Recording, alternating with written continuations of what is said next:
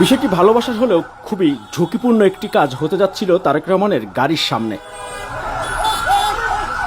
চলন্ত গাড়ির সামনে দাঁড়িয়ে তারেক রহমানের সাথে সেলফি তোলার শখ করে বসেন এক ভক্ত শুভাকাঙ্ক্ষী।